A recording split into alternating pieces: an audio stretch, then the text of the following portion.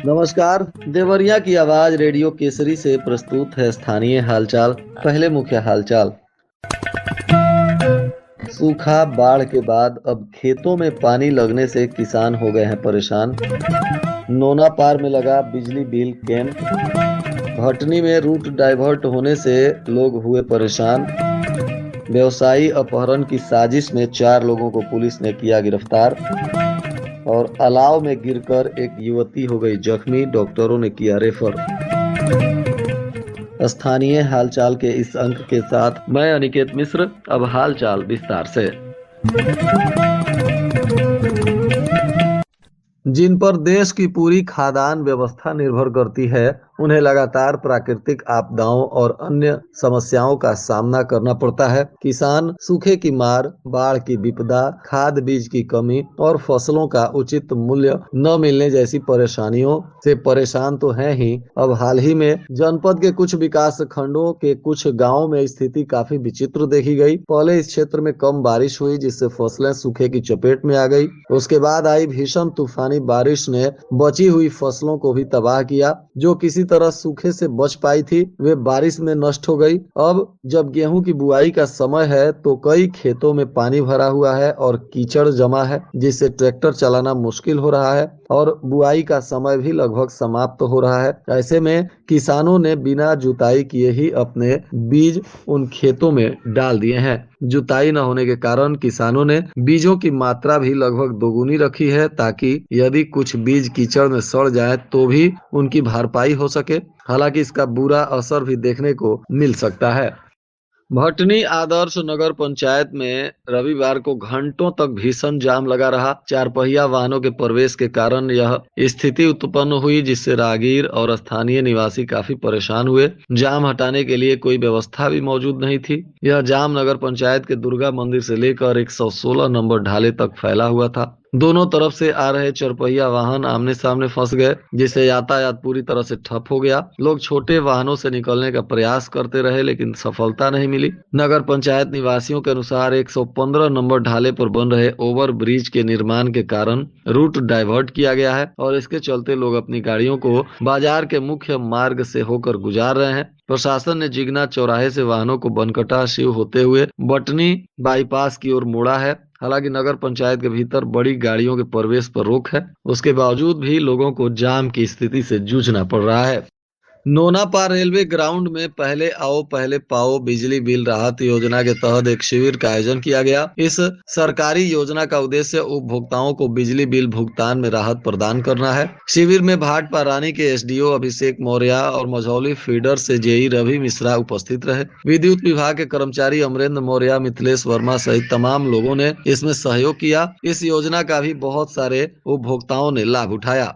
सलेमपुर कोतवाली क्षेत्र में व्यवसायी राजकमल तिवारी के अपहरण की साजिश रचने वाले गिरोह के खिलाफ पुलिस और एसटीएफ की कार्रवाई जारी है। अब तक 4 बदमाशों की गिरफ्तारी हो चुकी है, जबकि 4 नामजद आरोपी अभी भी फरार हैं। पुलिस और एसटीएफ की टीमें लगातार दबिश देकर फरार आरोपियों को पकड़ने की कोशिश में लगी है। पुलिस अब उस शख्स की भी तलाश कर रही है जिसने पूरे अपहरण की योजना बनाई थी और जिसे फिरौती की रकम में 50% हिस्सेदारी मिलनी थी। अभी तक उसकी पहचान पूरी तरह से उजागर नहीं हो पाई है, लेकिन विवेचना के दौरान उसके नाम सामने आने की भी संभावना जताई जा रही है। बताते चले कि सलेमपुर के पड़री तिवारी गांव निवासी राजकमल तिवारी ईट भट्ठा, प्रॉपर्टी डीलिंग सहित कई व्यवसायों से जुड़े हैं। उनके ही गांव के अरविंद कुमार तिवारी सलेमपुर में होटल संचालन के साथ गुजरात समेत अन्य राज्यों में भी कारोबार करते हैं और क्षेत्र के प्रमुख व्यवसायियों में शामिल हैं। बदमाशों ने 5 दिसंबर की रात महदहा चौराहे के पास अपहरण की योजना बनाई थी और इसी मामले में अब पुलिस कानूनी कार्रवाई कर रही है, जिसमें 4 लोगों की गिरफ्तारी की सूचना भी प्राप्त हुई है।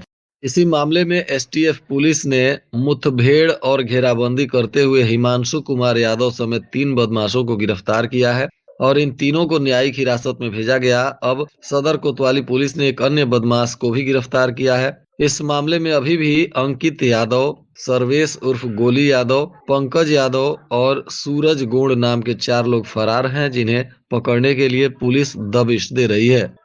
सदर कोतवाली के सौदा गांव में अलाव तापते समय एक युवती गंभीर रूप से झुलस गई। परिजन उसको लेकर नजदीकी स्वास्थ्य केंद्र पहुंचे, जहां से प्राथमिक उपचार के बाद स्थिति गंभीर देखते हुए डॉक्टरों ने रेफर कर दिया। बताया जा रहा है कि यह युवती सौदा गांव के 25 वर्षीय नेहा पुत्री दुर्गेश चौहान थी, जो ठंड के लिए अलाव के पास बैठी थी। इसी दौरान उसका संतुलन बिगड़ गया और सीधे अलाव पर गिर गई। नेहा के कपड़े आग से जलने लगे। मौके पर मौजूद लोगों ने तत्काल आग बुझाई और किसी तरह नेहा को बाहर निकाला, जिसके बाद अब प्राथमिक उपचार करते हुए डॉक्टरों ने रेफर कर दिया है और इसकी स्थिति चिंताजनक बनी हुई है। पुलिस अधीक्षक के निर्देश पर लगातार पुलिस मॉर्निंग वॉकर चेकिंग अभियान चला रही है। इसी बीच बताया जा रहा है कि एकौना पुलिस प्रातःकालीन भ्रमण और चेकिंग पर लगी हुई थी। इसी दौरान एकौना क्षेत्र के रहकट में राप्ती नदी पुल के पास एक महिला को कूदने की कोशिश करते हुए देखा गया। मौके पर संवेदनशीलता दिखाते हुए वहां तैनात पुलिस कर्मियों ने तत्काल मानवीय संवेदनशीलता का परिचय देते हुए महिला को सुरक्षित किया। पुलिस की टीम त्वरित कार्रवाई में लग गई, जिससे एक संभावित अनहोनी को समय रहते टाल दिया गया। सुरक्षित की गई महिला की पहचान सुभावती देवी पत्नी स्वर्गीय सूर्य कुंड विश्वकर्मा उम्र 65 वर्ष बताया जा रहा है, जो एकौना के भेड़ी गांव की रहने वाली बताई जा रही है। फिलहाल महिला पूर्ण रूप से सुरक्षित है। महिला को एकौना थाने में लाया गया, जहां उनसे शांतिपूर्ण ढंग से संवाद स्थापित किया गया और आवश्यक देखभाल भी की गई।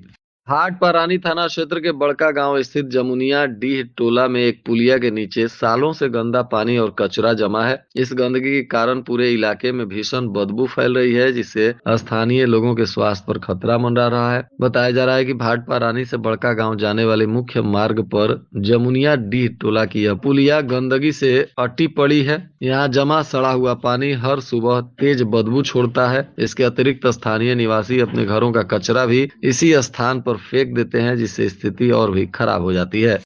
ग्राम सभा रेवली में प्राथमिक विद्यालय संख्या 2 के भवन निर्माण कार्य को रोक दिया गया है। यह कार्रवाई जमीन मालिकों की आपत्ति के बाद की गई है। जमीन मालिकों का कहना है कि जिस भूमि पर विद्यालय बन रहा है वह अभी भी उनके नाम पर दर्ज है।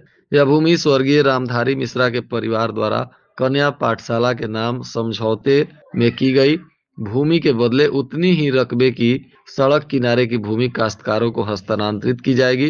हालांकि पिछले 20 वर्षों से यह भूमि विभाग के नाम पर हस्तांतरित नहीं हो पाई है। भूमि के कागजात अभी भी काश्तकारों के नाम पर ही हैं। जमीन मालिक अब इस भूमि पर अपनी फसल उगाना चाहते हैं और उन्होंने मौखिक रूप से आपत्ति भी दर्ज कराई है। उप मुख्य पशु चिकित्सा अधिकारी ओम प्रकाश प्रजापति ने देवरिया की नदौली स्थित गौशाला का निरीक्षण किया। इस दौरान उनके साथ पशु चिकित्सकों की एक टीम भी मौजूद थी। निरीक्षण के दौरान डिप्टी सीबीओ प्रजापति ने बताया कि गौशाला में गोवंश के लिए पर्याप्त भूसा और हरा चारा उपलब्ध है। पशु चिकित्सकों की टीम ने ठंड के मौसम में होने वाली बीमारियों के प्रति गोवंशों की जांच की, जिसमें सभी पशु स्वस्थ पाए गए। प्रजापति ने कर्मचारियों को सख्त निर्देश दिया कि बीमारी या अन्य कारणों से गोवंश की मृत्यु होने पर शव को गड्ढे में दफनाया जाए। उन्होंने स्पष्ट किया कि किसी भी कर्मचारी की लापरवाही बर्दाश्त नहीं की जाएगी। रविंद्र किशोर शाही स्पोर्ट्स स्टेडियम में सांसद खेल स्पर्धा का शुभारंभ हुआ। हॉकी, खो खो और कबड्डी समेत अन्य कई खेलों में खिलाड़ियों ने अपना दमखम दिखाया। भाजपा के जिलाध्यक्ष भूपेंद्र सिंह ने गुब्बारा छोड़कर खेल स्पर्धा का उद्घाटन किया। 4 दिवसीय प्रतियोगिता में लोकसभा 66 की 5 विधानसभा देवरिया सदर, रामपुर, कारखाना, पथरदेवा, फाजिलनगर और तमकुही राज्य के खिलाड़ियों ने प्रतिभाग किया है। ठंड को देखते हुए शहर में संचालित रैन बसेरों का जिलाधिकारी दिव्या मित्तल ने शनिवार की देर रात निरीक्षण किया। उन्होंने रैन बसेरों में साफ सफाई, पर्याप्त कंबल, अलाव, प्रकाश व्यवस्था, शौचालय, पेयजल और सुरक्षा व्यवस्था के समुचित इंतजाम भी सुनिश्चित करने के निर्देश दिए। डीएम ने Deoria bus stand, medical college परिसर सहित अन्य प्रमुख स्थलों पर स्थित रैन बसेरों में उपलब्ध व्यवस्थाओं का जायजा लिया। उसमें ठहरने वाले जरूरतमंद व्यक्तियों के लिए समुचित व्यवस्था करने के निर्देश दिए। मेडिकल कॉलेज परिसर स्थित रैन बसेरा में उन्होंने अलाव की व्यवस्था का भी निरीक्षण किया और सुभाष चौक पर की गई अलाव व्यवस्था का भी उन्होंने जायजा लिया। औद्योगिक क्षेत्र में प्लांट आवंटन में किए गए धोखाधड़ी के मामले में पूर्व आईपीएस अधिकारी अमिताभ ठाकुर की पत्नी नूतन ठाकुर की अग्रिम जमानत के लिए देवरिया जिला जज के यहाँ याचिका दाखिल की गई है। इस मामले में सुनवाई होगी। बताया जा रहा है कि यूपी के चर्चित पूर्व आईपीएस अमिताभ ठाकुर इस मामले में देवरिया जेल में बंद हैं। लखनऊ के गोमती नगर के विराम खंड निवासी अमिताभ ठाकुर ने 1999 में एसपी रहने के दौरान पत्नी नूतन के नाम से औद्योगिक क्षेत्र में प्लॉट खरीदा था और इस दौरान नूतन ठाकुर की जगह नूतन देवी और पति का नाम अमिताभ ठाकुर की जगह अभिजात लिखा गया था। और इसी मामले में फर्जीवाड़ा की सूचना के बाद अब जहां आईपीएस अमिताभ ठाकुर जेल में बंद हैं तो उनके पत्नी पर भी गिरफ्तारी की तलवार लटक रही है। ऐसे में अग्रिम जमानत की याचिका दाखिल की गई है। और आज के मौसम का तापमान देवरिया में न्यूनतम 13 डिग्री सेल्सियस और अधिकतम 23 डिग्री सेल्सियस रहने की संभावना है। अंत में मुख्य हालचाल एक बार फिर। सूखा बाढ़ के बाद अब खेतों में पानी लगने से किसान हो गए हैं परेशान। नोना पार में लगा बिजली बिल कैंप। भटनी में रूट डाइवर्ट होने से लोग हुए परेशान। व्यवसायी अपहरण की साजिश में 4 लोगों को पुलिस ने किया गिरफ्तार। और अलाव में गिरकर एक युवती हो गई जख्मी, डॉक्टरों ने किया रेफर। इसके साथ ही रेडियो केसरी से प्रसारित स्थानीय हालचाल का यह अंक समाप्त हुआ। नमस्कार।